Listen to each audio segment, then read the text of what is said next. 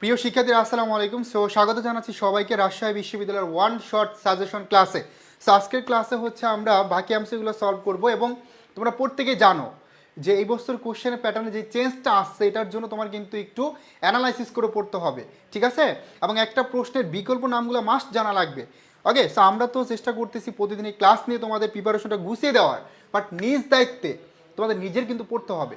নিজে যদি না পড়ো তাহলে কিন্তু আলটিমেটলি পরীক্ষার হলে গিয়া দেখবা যে কমন পড়ে নাইকা, নামগুলো চেঞ্জ করে দিচ্ছি কিন্তু তুমি তো নাম জানো না, তখন মনে হবে যে এই নামগুলো কোথা থেকে দিল, এগুলো তো আমি কখনো পড়ি নাই। এই জন্য জাস্ট নিজের একটু চেষ্টা করতে হবে ভাই, ঠিক আছে?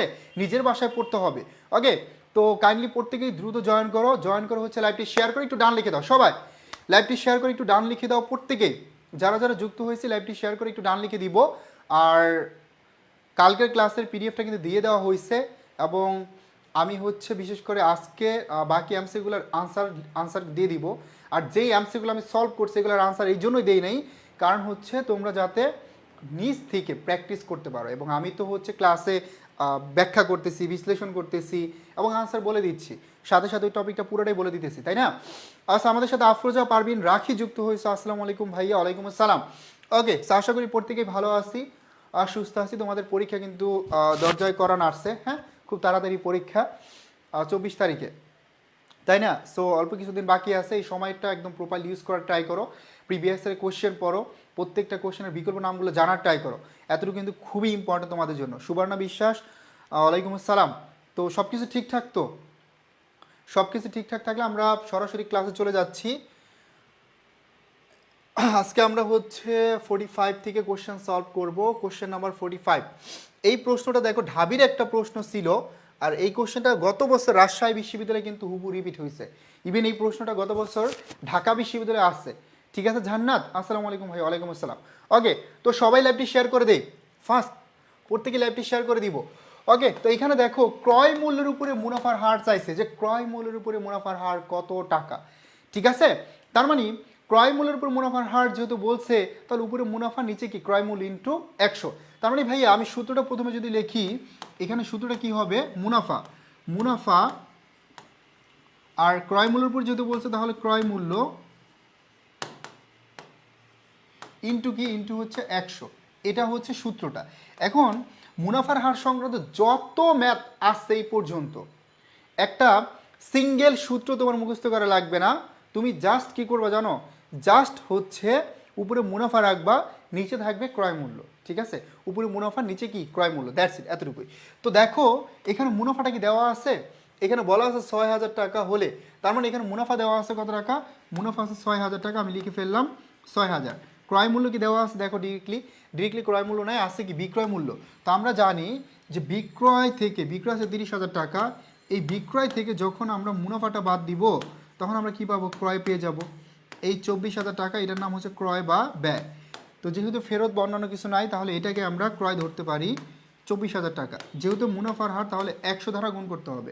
6 একে 6, 4 6 24, 4 দ্বারা ভাগ করলে 4 25 100। তার মানে কত পার্সেন্ট হলো ভাইয়া, 25%। কত পার্সেন্ট হয়েছে, 25%। Have you got it or not? 25%। Okay, যারা যারা শেয়ার করো না, কাইন্ডলি লাইভটি শেয়ার করে একটু ডান লিখে দাও ফার্স্ট, প্রত্যেকেই।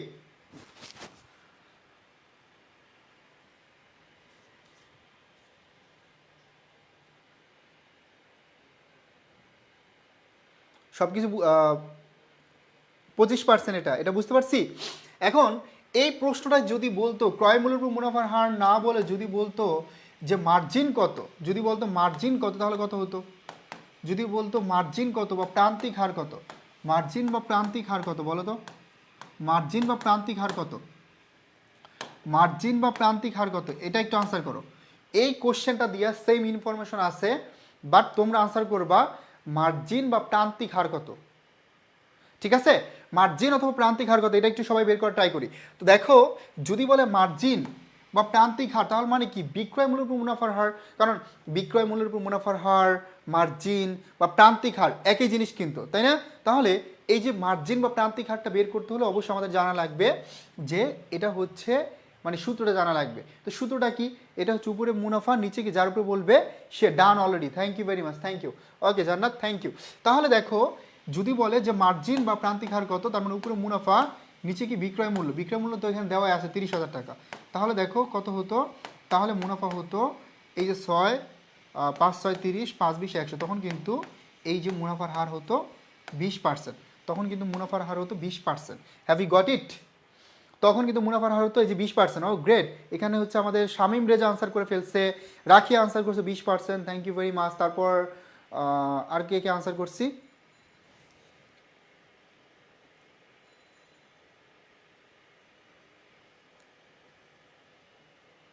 বাকি সবাই একটু ট্রাই করি। তার মানে যদি কোশ্চেনটা একটু পেঁচাই দেয়, একটু ঘুরাই দেয়, পারবো না? আনসার করতে পারবো কি না? ওকে, সো পারলে আমরা চলে যাচ্ছি পরবর্তী কোশ্চেনে। পরবর্তী কোশ্চেনটা দেখো, কোশ্চেন নাম্বার 46। এবার আমরা হচ্ছে কি করব, একটা লাভ লোকসান বের করব অথবা লাভ ক্ষতি বের করব অবচয়ের মেথড কোনটা এটাও একটু দেখবো। এখানে বলছে যে 4 বছর আগে, তার মানে 4 বছর আগে 20,000 টাকার একটি কম্পিউটার ক্রয় করা হয় যার আয়ুষ্কাল ধরা হয় 5 বছর। তাহলে ম্যাথকাল কত ছিল 5।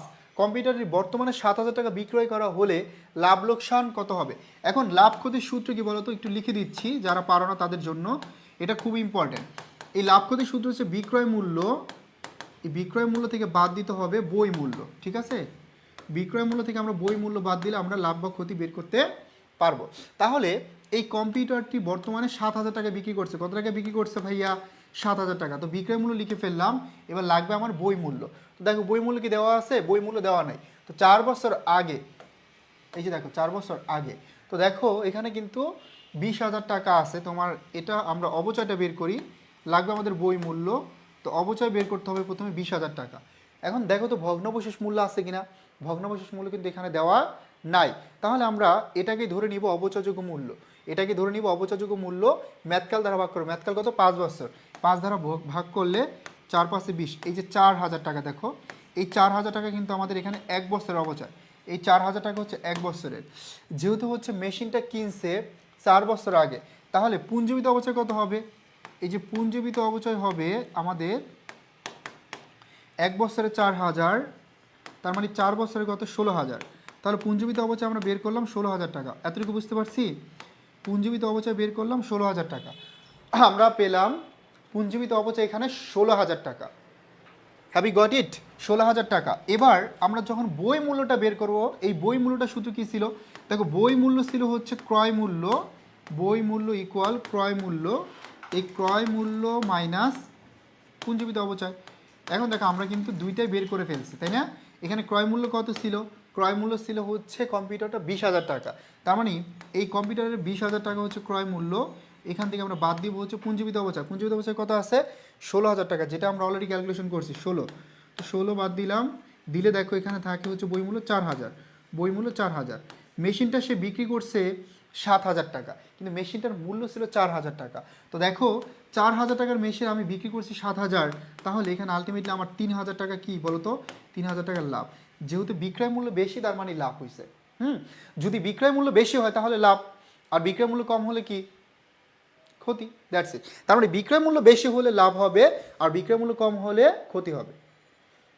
জান্নাত লুবানা আক্তার সি আনসার করছো, থ্যাংক ইউ ভেরি মাচ। বাকি যারা আছে বুঝতে পারছি? তো ধাপে ধাপে তুমি সলভ করবা। দেখো এখানে কিন্তু অনেক কাজ ছিল। যেমন একদম শুরুতে আমরা হচ্ছে ক্যালকুলেশন করলাম লাভ ক্ষতি। লাভ ক্ষতির সূত্রটা কী ছিল? বিক্রয় মূল্য মাইনাস বই মূল্য। তো বিক্রয় মূল্যটা দেওয়া ছিল 7,000 টাকা, লিখে ফেলছি, বই মূল্য দেওয়া নাই। এখন বই মূল্যের সূত্র হচ্ছে ক্রয় মূল্য মাইনাস পুঞ্জীবিত অবচয়। ক্রয় মূল্য 20,000 টাকা দেওয়া আছে, বাট পুঞ্জীবিত অবচয় দেওয়া নাই। শুধু পুঞ্জীবিত অবচয় না, এখানে আমাদের অবচয় দেওয়া ছিল না। অবচয় দেওয়া ছিল, এখানে আমাদের অবচয় দেওয়া ছিল না। শুধু পুঞ্জীবিত অবচয় না, এখানে আমাদের অবচয় ছিল না। তার মানে ভাইয়া অবচয় বের করতে হবে। এখানে ক্রয় মূল্য 20,000 টাকা, যেহেতু হচ্ছে কোনো ভগ্নাবশেষ মূল্য নাই, তাহলে আমরা এই ক্রয় মূল্যকেই কী করব? ক্রয় মূল্যকে আমরা ধরে নিব কি মূল্য হিসাবে? অবচয়যোগ্য মূল্য হিসাবে। তো এই অবচয়যোগ্য মূল্যকে যখন আমি ম্যাথকাল ধারা ভাগ করে দিব, ম্যাথ ধারা ভাগ করে দিব, তখন আমরা কী পেয়ে যাব? আমরা পেয়ে যাব প্রতিষ্ঠানের অবচয়টা। তাহলে দেখো এই যে অবচয় বের হয়েছে 4,000 টাকা। এখন এই 4,000 টাকা হচ্ছে 1 বছরের অবচয়। 4,000 টাকা কি? এই 4,000 টাকা হচ্ছে 1 বছরের অবচয়, ঠিক আছে? 4,000 টাকা হচ্ছে 1 বছরের অবচয়। ঋতু আনসার করছে সি নাম্বার, ইয়েস। 4,000 টাকা হচ্ছে 1 বছরের অবচয়। সে যেহেতু 4 বছর আগে কিনছে, তাহলে 4 বছরের টোটাল কত হয়েছে? 16,000 টাকা। তো এই যে দেখো ক্রয় মূল্য 20, 16,000 টাকা পঞ্জিত হচ্ছে বাদ দিলে 4,000 টাকা আসছে আমার এখানে বই মূল্য। তো 7,000 টাকা বিক্রয় মূল্য থেকে যদি আমি 4,000 টাকা বই মূল্য বাদ দিই তাহলে আমার লাভ আসতেছে 3,000 টাকা। বুঝতে পারছি? ঝান্নাত, ঋতু থেকে শুরু করে প্রত্যেকে যারা ক্লাস করতেছি সবাই ক্লিয়ার? সবাই বুঝতে পারছি তো? ওকে, সো বুঝতে পারলে আমরা চলে যাবো এবার পরবর্তী কোশ্চেনে। Question number 47। তোমাদের লাভ ক্ষতি থেকে একটা প্রশ্ন আসার সম্ভাবনা কিন্তু অনেক বেশি। লাভ ক্ষতি থেকে ইনশাল্লাহ একটা প্রশ্ন কমন থাকবে। দ্যাটস ওয়াই অবশ্যই কী করতে হবে, এই লাভ ক্ষতির ম্যাথ আরও প্র্যাকটিস করতে হবে। তুমি আরও 2-3টা কোশ্চেন সলভ করো। রাজশাহী বিশ্ববিদ্যালয় আসছে প্রিভিয়াসের এমন আর কয়েকটা কোশ্চেন সলভ করে ইনশাল্লাহ দেখবা যে কনসেপ্ট ক্লিয়ার হয়ে যাবে। ওকে, সো ভাই নমস্কার। উর্মি যুক্ত হয়েছে আমাদের সাথে। উর্মি শুরু থেকে ক্লাসটি করবা, ঠিক আছে? আর পিডিএফ নিতে চাইলে কিন্তু অবশ্যই কি করতে হবে, অবশ্যই হচ্ছে লাইভটি শেয়ার করতে হবে। শেয়ার করে আমাদের পেজে নক করলে তোমাকে দিয়ে দেবে স্ক্রিনশট সহ, ঠিক আছে? এবং এখানে কিন্তু 100+ কোশ্চেন দেওয়া আছে। আমরা প্রায় আজকে 60 থেকে 65-র মতো হচ্ছে সলভ করে ফেলবো। ক্লিয়ার? Thank you. এবং বাকি অ্যান্সারগুলো তোমরা হচ্ছে নিজেরা দেখবা এবং যদি সম্ভব হয় সেক্ষেত্রে আমিও সলভ করে দেবো, ঠিক আছে? ওকে, 47 বলছে নিচের কোনটি অবচয়ের ক্ষেত্রে সঠিক? আমরা জানি অবচয় হচ্ছে মূল্য বন্টন প্রক্রিয়া। অবচয়ের কিন্তু অনেকগুলো ডেফিনেশন আছে। একটা হচ্ছে যে স্থায়ী সম্পদের ব্যবহারজনিত মূল্য হ্রাস। অবচয় হচ্ছে স্থায়ী সম্পদের ব্যবহারজনিত মূল্য হ্রাস, 1 নাম্বার। অবচয় হচ্ছে স্থায়ী সম্পদের মূল্য হ্রাস। ইউসটা বলছে আমি চট্টগ্রাম থেকে দেখতেছি, great, thank you very much, thank you. তো দেখো, স্থায়ী সম্পদের ব্যবহারজনিত মূল্য হ্রাস, স্থায়ী সম্পদের ব্যবহারজনিত ক্ষয়ক্ষতি, তারপর আসতে পারে ক্রয় মূল্য, ব্যয় মূল্য বা অর্জন মূল্যের ব্যয় বন্টন প্রক্রিয়া, এটা হচ্ছে মূলত অবচয়। তাহলে আমাদের কোনটা কারেক্ট এখানে? খ নাম্বারটা, যে অবচয়টা হচ্ছে মূল্য বন্টন প্রক্রিয়া বা ব্যয় বন্টন প্রক্রিয়া। কিসের? এটা হচ্ছে তোমার ক্রয় মূল্য বা অর্জন মূল্যের ব্যয় বন্টন প্রক্রিয়া, ঠিক আছে? তার মানে ক্রয় মূল্য, অর্জন মূল্য, ব্যয় বন্টন প্রক্রিয়াটা হচ্ছে অবচয়। আর অবচয় ধরা হয় কার উপরে? এই অবচয়টা ধরা হয় সবসময় স্থায়ী সম্পদের উপরে, এটা মনে রাখবা। এই 3টা নাম থেকে একটা প্রশ্ন আসবে। অবচয় ধরা হয় স্থায়ী সম্পদের উপরে। এখন আমরা কি স্থায়ী সম্পদ চিনি বলো তো? স্থায়ী সম্পদ কোনগুলা? দালান কোঠা, আসবাবপত্র, কম্পিউটার, অফিস সরঞ্জাম, এগুলো হচ্ছে স্থায়ী সম্পদ, ভূমি, জমি, ঠিক আছে? আর অবলোপনটা ধার্য করা হয়, অবলোপন ধার্য করা অস্পর্শনীয় সম্পদের উপরে। কিসের উপরে? অস্পর্শনীয় সম্পদের উপরে। আর অবক্ষয় বা শূন্যীকরণ,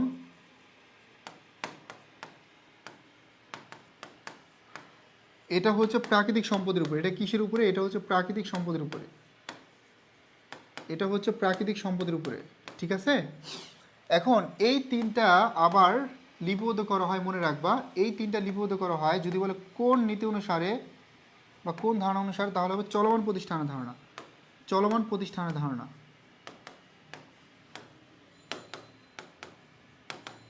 এখান থেকে 1 মার্ক কমন থাকবে, ঠিক আছে? অবচয় ধার্যের সময় বিবেচনা করা হয় 3টা বিষয়, ক্রয় মূল্য, ভগ্নাবশেষ মূল্য, আর হচ্ছে কি ম্যাথকাল। আর অবচয় ধার্যের সময় তোমার বিবেচনা করা হয় না 2টা বিষয়, একটা হচ্ছে তোমার মুদ্রাস্ফীতি এবং মুদ্রা সংকোচন। তো এই যে ডিটেলস আমি লিখে দিলাম, দেখবা যে হোপফুলি এখান থেকে তোমার 1 মার্ক কমন থাকবে। প্রতি বছর অবচয় সমান থাকে সরল রৈখিক মেথডে। প্রতি বছর অবচয় প্রথম বছর বেশি দেখানো হয় ক্রমহ্রাসমান বা দ্বৈতজের পদ্ধতিতে, ঠিক আছে? সাবা রহমান, বুঝতে পারছি?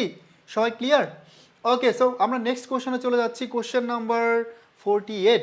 এই প্রশ্নটা হচ্ছে আমাদের বার্ষিক অবচয়ের হার, এটা অবচয় থেকে আসছে। তো সবাই একটু ট্রাই করি, দেখি পারি কিনা। যেহেতু এই প্রশ্নগুলো সহজ, সো এগুলো তোমাদের সলভ করা উচিত। সো এটা একটু সময় দিচ্ছি তোমাদের, 30 সেকেন্ড, দেখি পারি কিনা। সবাই একটু ট্রাই করো, চেষ্টা করো, দেন আমি সলভ করে দিব।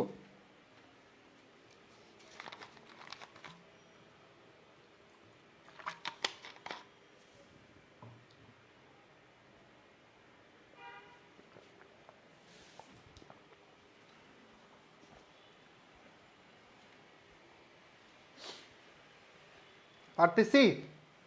সাবা রহমান, ট্রাস্ট অফার, ওরে বাবা, গ্রেট।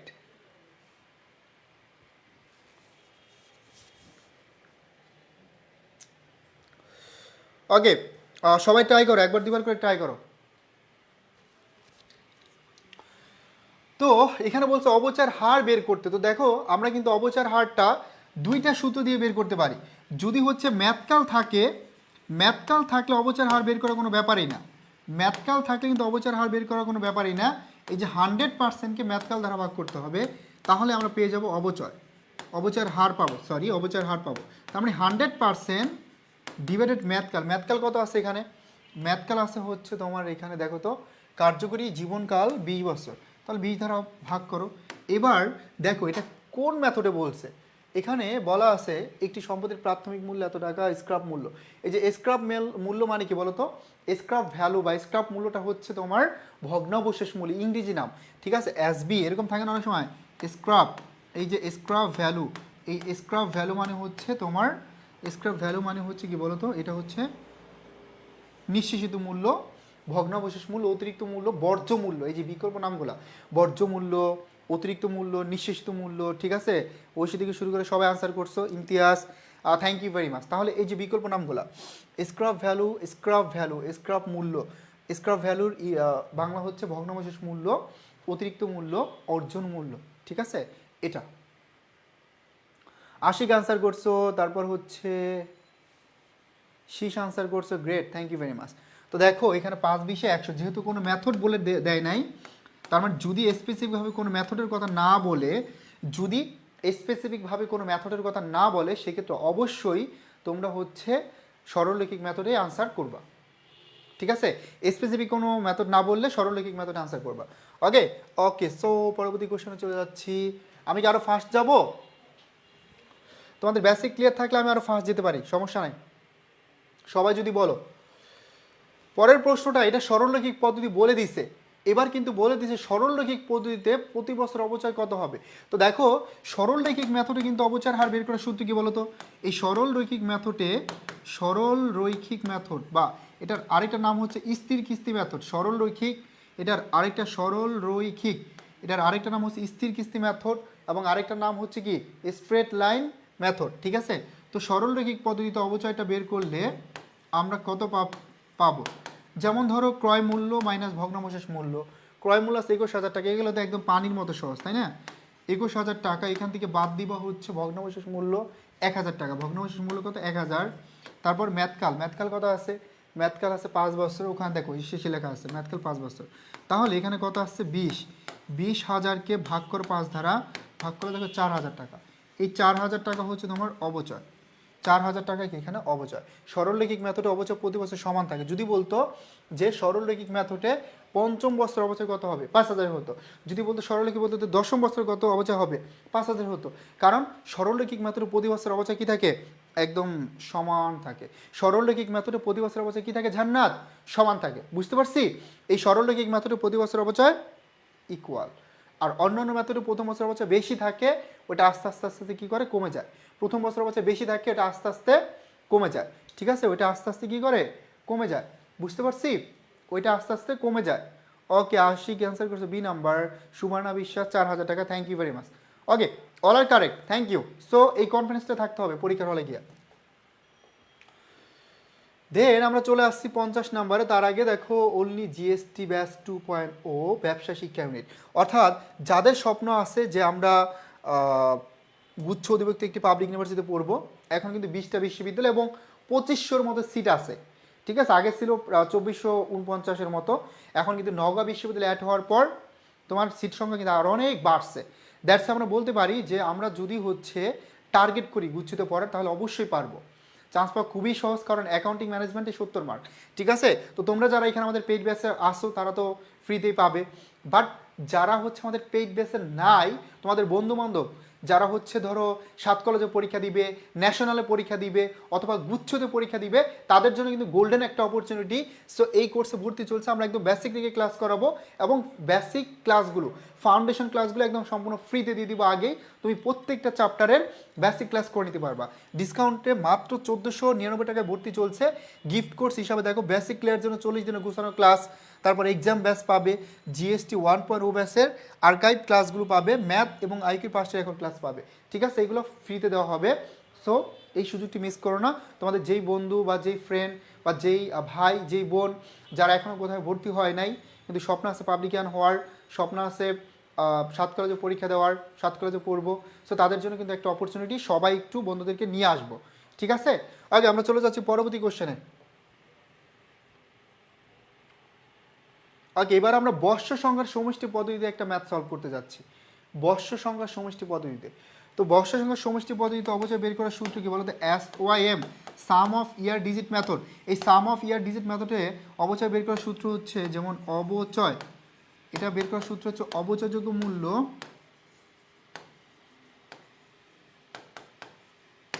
অবচয়যোগ্য মূল্য ইনটু অবশিষ্ট বৎসর। এটা কি হবে? অবশিষ্ট বৎসর, বর্ষ সংখ্যার সমষ্টি কি হবে? বর্ষ সংখ্যার,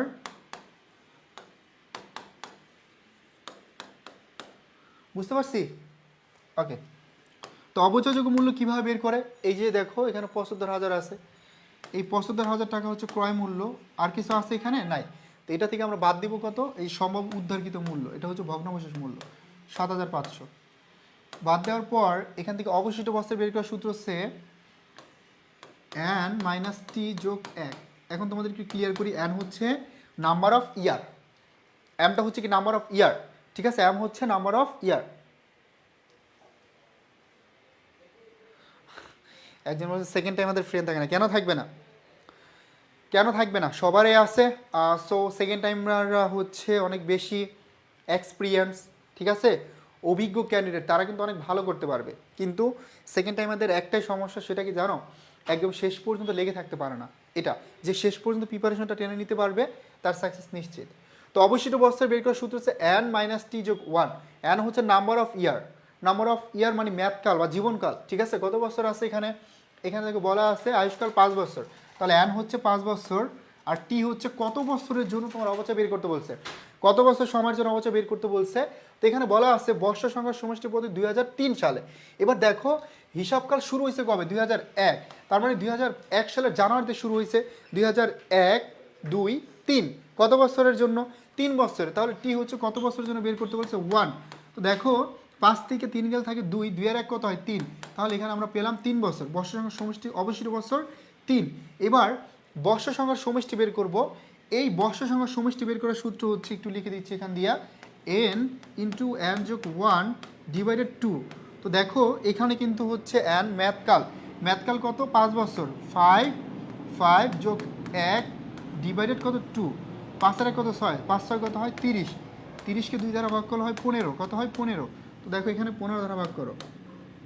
এবার ক্যালকুলেশন করো, ক্যালকুলেশন করে দেখো এখানে হবে ৭৫০০ বাদ দাও, তাহলে ৬৭৫০০ থাকে মেবি। এই ৭৫,০০০ থেকে ৭৫০০ বাদ দিলে 0,05 8 8 আছে 15 হবে, 7 হইলে ৬৭৫০০। তাহলে এই ৬৭৫০০ 3 15, দেখো কাটাকাটি করলে তোমার এমন হয় ৪৫০০ হবে এখানে। ৪৫০০, ৪ 15 60, ঠিক আছে? ৪৫০০কে 3 দ্বারা গুণ করলে হবে কত আসছে? 50 নাম্বার, ১৩৫০০। 3 দ্বারা গুণ করো ৪৫০০কে, ৪৫০০ ইন্টু 3, 0 0 3 5 15 5 8 থেকে 1 3 4 12 12 1 13, এই ১৩৫০০ কত হয়? ১৩৫০০। এটা কাটাকাটি করো, এটা করলে ৪৫০০, এটাকে গুণ করলে ১৩৫০০, ঠিক আছে?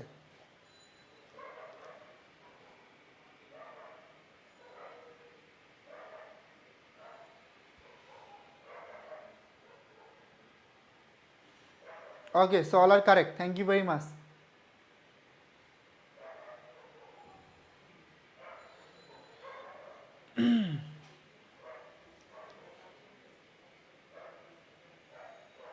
সুবর্ণাশিস সবাই আনসার করতেছে ১৩৫০০। তো সবাই ক্লিয়ারলি বুঝতে পারছি? এতটুকু বলো, ক্লিয়ারলি বুঝতে পারছি কিনা? ডান? ওকে, ডান হলে আমরা পরবর্তী কোশ্চেনে চলে যাচ্ছি। পরবর্তী কোশ্চেন, তো দেখো এই কোর্সটা ভর্তি চলছে, দ্রুত ভর্তি হয়ে যাও, হ্যাঁ? ওকে, দেখো পরবর্তীতে আমরা উৎপাদনের একক মেথড থেকে একটা প্রশ্ন দেখব, এবং এটা এমসিকিউ না, এটা হচ্ছে সূত্রটা। এটা জাস্ট হচ্ছে সূত্রটা, ক্যালকুলেটর তো নিতে দিবে না, তাই না?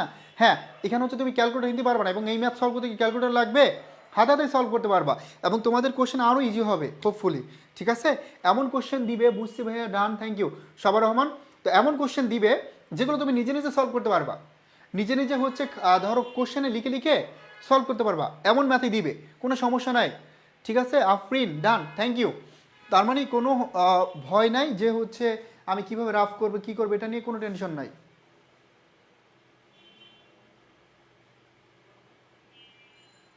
ওকে, তো দেখো এখানে আমরা জানি যে উৎপাদনের একক মেথডে কাজের একক পদ্ধতি ব্যবহার করে 31শে ডিসেম্বর 2024 তারিখে পুঞ্জীভূত অবচয় নির্ণয় সূত্র হবে অবচয়যোগ্য মূল্য, এবং এটাকে আমরা আনুমানিক ম্যাথকাল ধারা ভাগ করব, সরি ম্যাথকাল না, কাজের একক ধারা ভাগ করব। তো আমরা শুরুতেই কি বের করব? আমরা শুরুতে বের করব হচ্ছে সি নাম্বার, 51 সি নাম্বার। হ্যাঁ, 51 সি নাম্বার অলরেডি একজন আনসার করে ফেলেছে, 10,000 আনুমানিক মোট 23-24। থ্যাংক ইউ ভেরি মাচ, ওর জন্য একটা ক্লাব হতে পারে। গ্রেট, সো ঋতুর জন্য একটা ক্লাব, বিকজ ও হচ্ছে একদম কার্ড আনসার দিতে পারছে। Thank you very much, thank you. C number, yes. তো দেখো প্রথমে আমরা বের করবো কি অবচয়যোগ্য মূল্য। এখানে ক্রয় মূল্য আছে কত টাকা? 11,000 টাকা। 11,000 টাকা ক্রয় মূল্য, এখান থেকে আমরা বাদ দিব হচ্ছে এই 1,000 টাকা ভগ্নাবশেষ মূল্য। 1,000 টাকা ভগ্নাবশেষ মূল্য বাদ দিলে থাকে কত? 10,000। তার মানে অবচয়যোগ্য মূল্য 10। তো আমরা লিখে ফেললাম 10,000, অবচয়যোগ্য মূল্য 10। এখান থেকে এটাকে ভাগ করে দিব কাজের একক ধারা, আনুমানিক মোট কাজের একক, এবং যেহেতু এখানে 2 বছর আছে তাহলে 2023 এবং 2024 এই 2 বছরে আসবে। ঠিক আছে, 2023 এবং 2024 2 বছরের কি করবে এখানে আসবে। বুঝতে পারছি? সি নাম্বারটা, ইয়েস, এক্স্যাক্টলি সি নাম্বারটা কারেক্ট। ওকে, সো যারা যারা লাইভটিতে এখনো রিয়াকশন দাও না, একটা রিয়াক্ট দিয়ে দাও ফার্স্টলি প্রত্যেকেই, আর একটু বন্ধুদের মেনশন দাও দ্রুত, ফার্স্ট। যারা যারা সিনেমা আনসার করতেছে অল আর কারেক্ট। এটা জাস্ট একটা সূত্র, অবচয়যোগ্য মূল্য মোট কাজের একক, মানে আনুমানিক মোট কাজের একক, এবং সেটাকে গুণ করে দিতে হবে যে তোমার 2টা বছর আছে, 2টা বছরের কাজের 2টা সাল দিয়ে গুণ করে দিবা। ঠিক আছে, তাহলেই হবে 2023 এবং 24 এই 2টা সালের কাজের এককটা আসবে। এটা ঝটপট ফার্স্ট দাও। ওকে, সো দেন চলে যাচ্ছি কোশ্চেন নাম্বার 52। এই প্রশ্নটা বলছে স্থায়ী সম্পত্তির ব্যবহারিক জীবনকালের শেষ বছরে সাধারণত সবচেয়ে কম অবচয় ধার্য করা হয় কোন পদ্ধতিতে? দেখো, কম অবচয় ধার্য করা হয় কোন পদ্ধতিতে? সিম্পল, আমরা জানি ক্রমহ্রাসমান, আমরা জানি ক্রমহ্রাসমান, অথবা এই ক্রমহ্রাসমানের আরেকটা নাম হচ্ছে দ্বৈতজের। ক্রমহ্রাসমান অথবা দ্বৈতজের মেথডে প্রথম বছর অবচয় কী থাকে? প্রথম বছর অবচয় সবচেয়ে বেশি থাকে। প্রথম বছর অবচয় সবচেয়ে বেশি থাকে, তাই না? প্রথম বছর অবচয় সবচেয়ে বেশি থাকে, তাহলে শেষ বছরে গিয়ে অবচয় সবচেয়ে কী হবে? এই শেষ বছরে গিয়ে অবচয় সবচেয়ে কম হবে। কোন মেথড? এই মেথডটা। আর সরলরৈখিক মেথডে প্রতি বছর অবচয় সমান থাকে। অনেক সময় আমরা যদি কম্পেয়ার করি অন্যান্য মেথডে প্রথম বছরে যদি বেশি থাকে তাহলে বাকি মেথডগুলোতে কী থাকবে? কম। তো একটা মেথডে আছে সেটা সরলরৈখিক। এই মেথডে প্রতি বছর অবচয় যদি সমান, মানে ইকুয়াল, দ্যাটস আমরা ধরে নিতে পারি যে প্রতি বছর অবচয় কী থাকে? সমান থাকে, বা প্রথম বছরে কম থাকে। ঠিক আছে, তাহলে এটা কি হবে? এটা হবে ক্রমহ্রাসমান জের পদ্ধতিতে। Have you got it or not? বুঝতে পারছি? ক্লিয়ার? ওকে, সো আকাশামণি হচ্ছে 52 C number. Okay, so Lamia Sarkar C number. বাকি যারা আছে সবাই বুঝতে পারছি তো? ক্লিয়ার? ওকে, সো তাহলে আমরা চলে যাচ্ছি পরবর্তী কোশ্চেনে, কোশ্চেন নাম্বার 53। অবচয়ের উদ্দেশ্য কি? সো আমরা যে অবচয় থেকে এতগুলো কোশ্চেন সলভ করলাম, তা আমাদের কি জানতে হবে না অবচয়ের উদ্দেশ্যটা কি? তো অবচয়ের উদ্দেশ্য তো মাস্ট জানা লাগবে। তো এই অবচয়ের উদ্দেশ্য হচ্ছে মূলত যে ক্রয় মূল্যটা বন্টন করা। হ্যাঁ, ক্রয় মূল্যের ব্যয় বন্টন প্রক্রিয়াটি হচ্ছে মূলত এখানে কি মূল উদ্দেশ্য।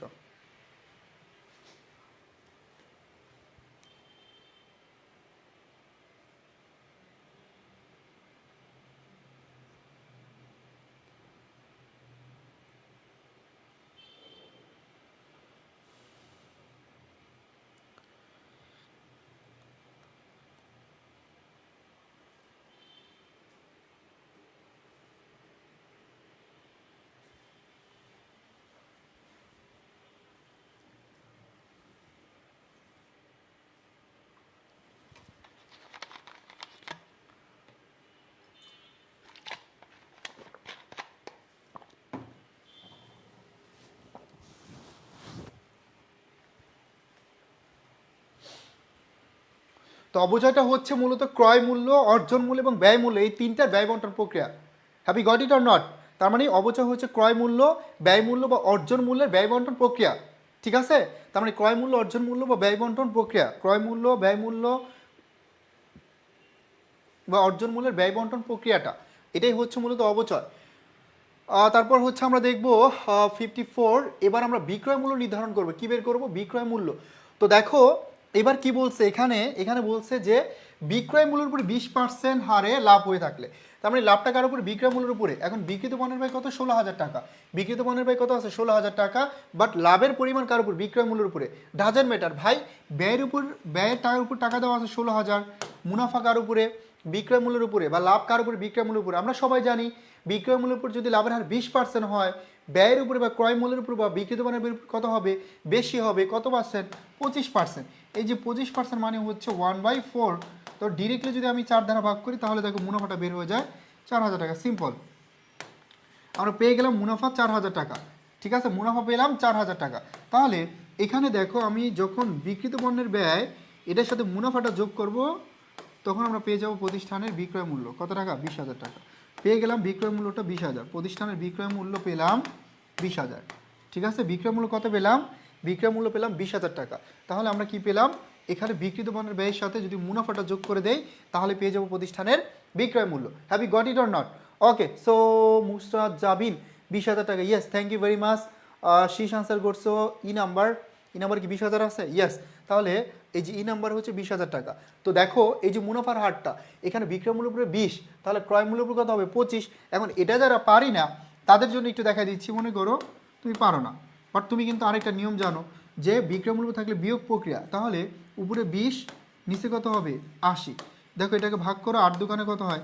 8 দোকানে হচ্ছে 16, 200। এই যে দেখো 2 দোকানে 4, সেমই কিন্তু এই যে 4,000 টাকা মুনাফা আসলো। বুঝতে পারছি? তো দেখো যদি হচ্ছে এই যে তোমার 16.67%, হ্যাঁ 20%, 25%, 33.33%, 50%, 100%, এই সিকোয়েন্সের মধ্যে না আসলে তখন কি করতে হবে? তখন হচ্ছে ওই যে এই মেথডটা অ্যাপ্লাই করবা, ক্রয় মূল্য উপর থাকলে যোগ প্রক্রিয়া আর বিক্রয় মূল্য উপর থাকলে বিয়োগ প্রক্রিয়া। That's it. Have you got it or not?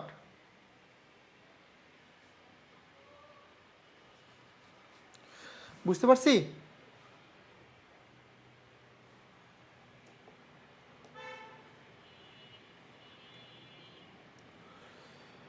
অবচয় নির্ণয়ের ক্ষেত্রে বা অবচয় নির্ণয়ের ক্ষেত্রে নিচের কোনটিকে ক্ষয়ানুপাতিক পদ্ধতি ব্যবহার করা হয়? আমরা সবাই জানি এটা হচ্ছে প্রাকৃতিক সম্পদগুলা, বিশেষ করে কয়লা, গ্যাস, তেল, পেট্রোল, এগুলা প্রাকৃতিক সম্পদগুলা। তাহলে এগুলো কি? এগুলোকে বলা হয় খনিজ সম্পদ। এগুলো কি বলা হয়? খনিজ সম্পদ। এই প্রাকৃতিক সম্পদের উপরে আমরা যেটা ধার্য করি, প্রাকৃতিক সম্পদে সবাই চিনি তাই না? যেমন গ্যাস, কয়লা, তেল, এগুলা। তাহলে এটার উপর ধার্য করা হয়, তাকে বলা হয় নিঃশেষকরণ। কারণ এইগুলো দেখো থাকে না, কিন্তু এগুলো হচ্ছে নিঃশেষকরণ অথবা, ঠিক আছে, এটা লিখে ফেলো। গট ইট ভাইয়া, থ্যাংক ইউ, থ্যাংক ইউ সাবার রহমান। ওকে, কবিতা আক্তার, সবাই অ্যান্সার করছে না?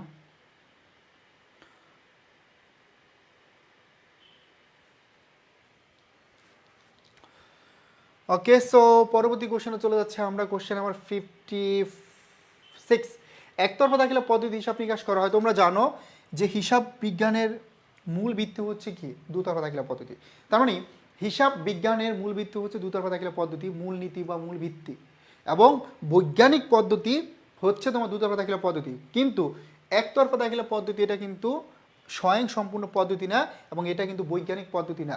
কারণ একতরফা দাখিলা পদ্ধতি আমরা কিন্তু সম্পূর্ণ বা সব কিছু জানতে পারি না, পুরোপুরি আর্থিক অবস্থাটা জানতে পারতেছি না। আমরা একতরফা দাখিলা পদ্ধতি শুধুমাত্র প্রতিষ্ঠানের মোট সম্পদ এবং দায়ের পরিমাণ জানতে পারি, আর্থিক অবস্থাটা জানতে পারি আংশিক। ঠিক আছে, বাট দুতরফা দাখিলা পদ্ধতি কিন্তু একদম A to Z সব আমরা জানতে পারি। আমি গট ইট অর নট? তাহলে এই একতরফা দাখিলা পদ্ধতি হিসাব নিকাশ করা হলেও কোনটি জানা যায়? আমরা জানতে পারি হচ্ছে তোমার এখানে কী লাভ বলো তো? আমরা জানতে পারি নিট লাভ, কিন্তু মোট লাভ জানা সম্ভব হয় না। ঠিক আছে, মোট লাভ জানা কি সম্ভব হয় না। ঠিক আছে, তো দেখো এখানে বলছে একতরফা দাখিলা পদ্ধতিতে হিসাব নিকাশ করা হলেও কোনটি জানা যায়? জানা যায় কোনটা? জানা যায় হচ্ছে নিট লাভটা। জানা যায় কোনটা, নিট লাভটা, কিন্তু জানা যায় না কোনটা, মোট লাভটা। একতরফা থাকলে পদ্ধতি জানা যায় না কোনটা, মোট লাভটা। এই যে অনেকে ভুল করছে, অনেকে হচ্ছে মোট লাভ দিচ্ছে, কারণ এর আগে আমি অনেকবার প্রশ্ন দেখছি সেখানে লেখা আছে একতরফা থাকলে পদ্ধতি হিসাব নিকাশ করা হলেও কোনটি জানা সম্ভব নয়, এইভাবে প্রশ্ন আসছে। তো সম্ভব নয় মোট লাভ, মোট লাভ কোনোভাবেই বের করা যায় না, ঠিক আছে। মোট লাভটা কোনোভাবেই আমরা বের করতে পারি না, কিন্তু এখানে কিন্তু আমরা জানা যায় কোনটা, নিট লাভটা জানা যায়, নিট লাভটা জানা যায়, ঠিক আছে, নিট লাভটা জানা যায়। এই পয়েন্টটা মাথায় রাখতে হবে, নিট লাভটা। মোট লাভ বা মোট আয় এটাকে আমরা জানতে পারি প্রতিষ্ঠানের, জানতে পারি না, আমরা নিট লাভটা জানতে পারি, ঠিক আছে, নিট লাভটা জানতে পারি। তো এটা সবাই কিন্তু ভুল করতেছো। ওই যে বললাম না যে একতরফা থাকলে পদ্ধতি আমরা কোন হিসাবটি সব বের করতে পারি না বা জানতে পারি না কোনটা, মোট লাভ, মোট লাভ বের করতে পারি না। এই জন্য এই কোশ্চেনগুলো একটু প্র্যাকটিস করতে হবে, ওই যে না বিষয়টা কিন্তু নাই এখানে, এটা একটু খেয়াল করতে হবে, ঠিক আছে। তো আমরা হচ্ছে কোনটা জানতে পারি, জানতে পারি নিট লাভ। এখানে কিন্তু আমরা মোট ব্যয়ও জানতে পারি না, আমরা মোট আয় মোট লাভটাও জানতে পারি না, ঠিক আছে, মোট লাভ জানতে পারি না, নিট লাভটা জানতে পারি শুধুমাত্র। আর নর্মালি এখানে আমরা হচ্ছে লাভ বা মুনাফা বের করি, এবং এখানে হচ্ছে আমরা প্রারম্ভিক মোট সম্পদ, প্রারম্ভিক মোট দায়, হ্যাঁ, প্রারম্ভিক মূলধন, প্রারম্ভিক সমাপনী মূলধন, এইগুলো আমরা জানতে পারি, ঠিক আছে। আমরা চলে যাচ্ছি পরবর্তী কোশ্চেনে, কোশ্চেন নাম্বার 57। সেই কোশ্চেনে আমরা হচ্ছে একটা হিসাব সমীকরণ থেকে ম্যাথ সলভ করো, নিজেরা একটু ট্রাই করো।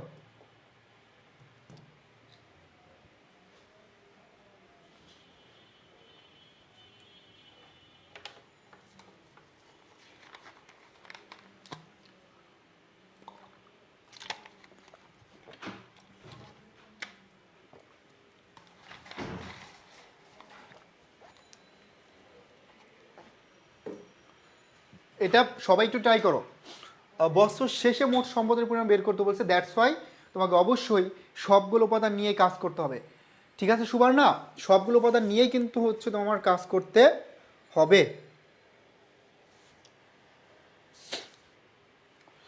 ওকে, তার মানে এখানে বছরের শুরুতে যা দেওয়া আছে তুমি প্রথমে সমীকরণটা লিখবা, আর যখন তুমি অনেকগুলো ম্যাথ প্র্যাকটিস করো তখন এটা লেখা লাগবে না। মোট সম্পদ কত, 8 লাখ, তাহলে লিখে ফেললাম মোট সম্পদ 8 লক্ষ টাকা, ধরো 8 লক্ষ টাকা মোট সম্পদ। মোট দায় কত, মোট দায় আছে 5 লাখ টাকা, তাহলে মালিকানা সত্ত্বটা কিন্তু আমরা অটোমেটিক বের করতে পারতেছি এখানে 3 লাখ টাকা।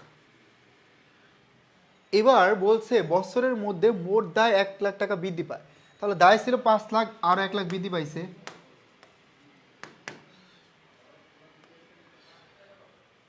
এবং ইকুইটি, ইকুইটি মানে মালিকানা সত্ত্ব 70,000 টাকা হ্রাস পায়, এটা 70,000 টাকা হ্রাস পাইছে। পাইলে দেখো এখানে কত হইল, 5 লাখ, 1 লাখ, 6 লাখ, আর এখানে হয় 2,30,000। তো দুইটা যোগ করলে দেখো বছর শেষে এখানে 6 আর 2 8, 8,30,000 টাকা হচ্ছে। তাহলে বছর শেষে আমরা সম্পদ পেলাম কত, এই বছর শেষে সম্পদ হচ্ছে 8,30,000। তাকে এটাও হয়, এখানে 1 লাখ প্লাস, এখানে 70,000 টাকা মাইনাস, তাহলে এখানে 30,000 টাকা প্লাস ফিগারে, সেম কিন্তু একই যেভাবে কাজ করো, তাহলে 8,30,000, ঠিক আছে, 8,30,000, 57 হচ্ছে সি নাম্বার। ওকে, সবাই হচ্ছে সি নাম্বারটা আনসার করছে, all are correct, thank you very much. তাহলে 8 হচ্ছে কি সি নাম্বারটা, 8,30,000 টাকা 57 নম্বরে, 8,30,000। ওকে, গ্রেট।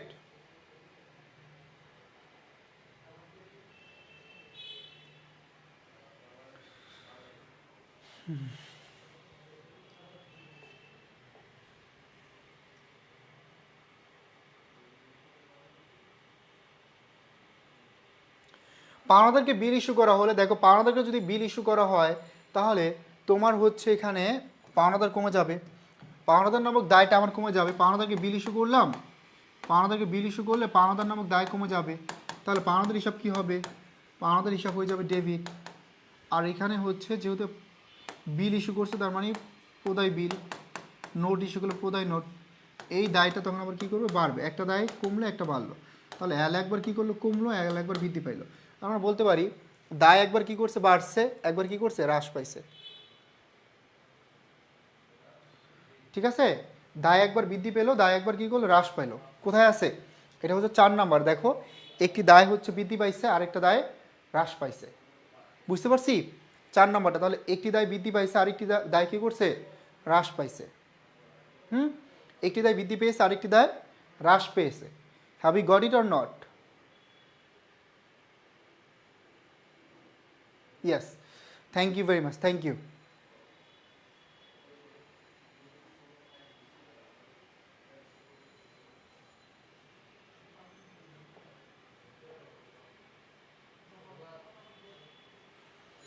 পরেরটা বিশ্লেষণমূলক প্রশ্ন। এখানে বলছে নিচের কোনটির ফলে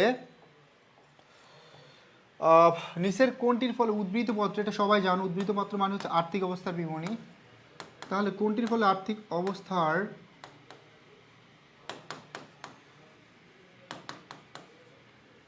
বিবরণীর যোগফল অপরিবর্তিত থাকবে?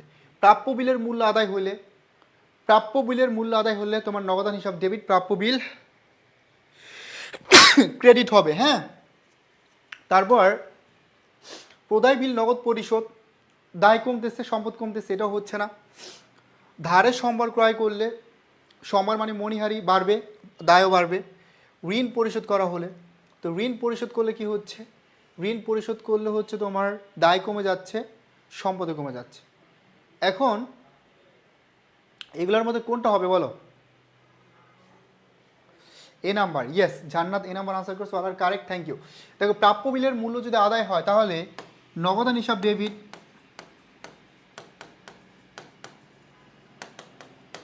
আর প্রাপ্য বিল তখন কি হবে, প্রাপ্য বিল হয়ে যাবে ক্রেডিট। এখানে সম্পদ বৃদ্ধি পেলো, আবার সম্পদ হ্রাস পেলো। আলটিমেটলি সম্পদ একবার বাড়ছে এবং সম্পদ একবার হ্রাস পাইছে, তাহলে আমরা বলতে পারি সম্পদ কি আছে, অপরিবর্তিত অবস্থায় আছে।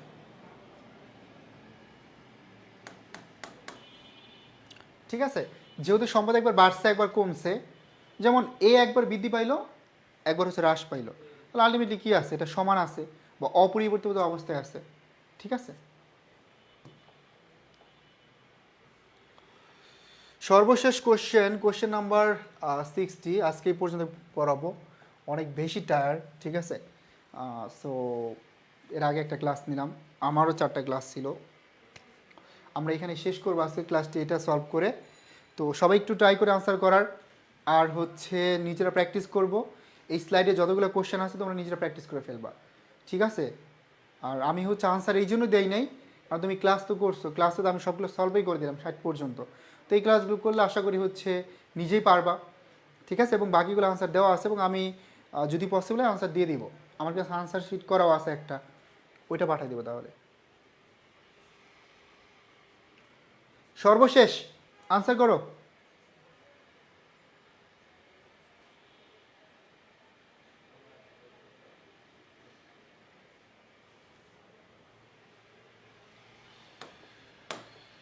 ওকে, সো দেখো এখানে মোট চাঁদা প্রাপ্তি আছে 60,000 টাকা। এর মধ্যে বিগত বছর এত টাকা, আগামী বছর এত টাকা হলে চলতি বছরের চাঁদা খাতে কত টাকা ক্রেডিট করতে হবে, বা চাঁদা বাবদ আয় কত টাকা দেখাতে হবে। তো চাঁদা বাবদ আয় কত টাকা দেখাতে হবে, আয়, ক্রেডিট বা আয়। তো প্রাপ্তি দেওয়া থাকলে আয় বের করবা, আয় দেওয়া থাকলে কী করবা, প্রাপ্তি বের করবা। তো দেখো এখানে হচ্ছে 60,000 টাকা চাঁদা প্রাপ্তি ছিল, 60,000 টাকা।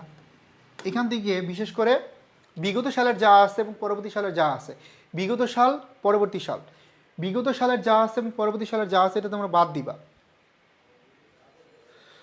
ভাইয়া অ্যাকাউন্টিং আর ইংলিশ ম্যারাথন দেন, অ্যাকাউন্টিং আর ইংলিশ ম্যারাথন দিব। আচ্ছা দেখা যাক, ইনশাল্লাহ তোমাদেরকে জানাবো। ঠিক আছে, জানাবো ইনশাল্লাহ। ঠিক আছে ভাইয়া, জানাবো তোমাদের খুব শীঘ্রই। ক্লাস তো চলবেই, তোমরা ক্লাসগুলো করতে থাকো। তাহলে বিগত সালের 5,000 টাকা এটা মাইনাস করবা, আর পরবর্তী সালের 7,500 এটাও মাইনাস করবা।